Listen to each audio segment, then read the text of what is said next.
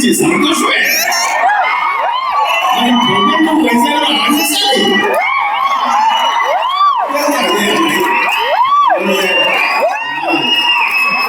మా హీరోలు కూడా అదే ఊరే.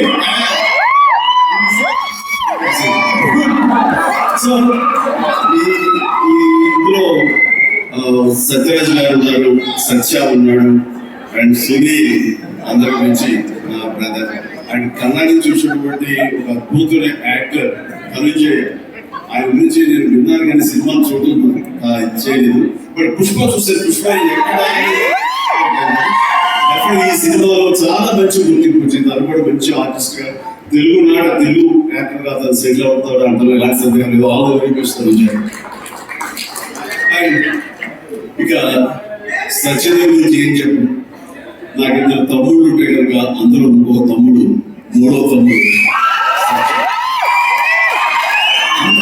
ప్రేమని చూపించే ప్రేమలో ఎక్కడా కల్వర్షం ఉండదు. ప్రేమ అందులో నిజాయితీ ఉంటుంది, నిజమైన ఎమోషన్ ఉంటుంది. ఇందాక చెప్పినవన్నీ కూడా అన్ని సత్యాలు. ఎందుకంటే నాకు అతను చూడగానే అతను స్వచ్ఛత ఉంటుంది సార్, ఆనెస్ట్, సిన్సియర్. అది మాత్రం చాలా అద్భుతం. ఎక్కడ కొత్తగా ఉండదు, ఇంప్రెస్ చేయాలని మాట్లాడడం, అనుకున్నట్టుగా ఎగ్జిక్యూట్ చేస్తాడు, చెప్తాడు. అది చాలా మనకి మనసు కత్తుకుంటుంది.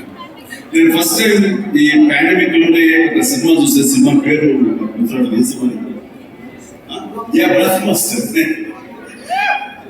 తన దేశం వ్యతిరేక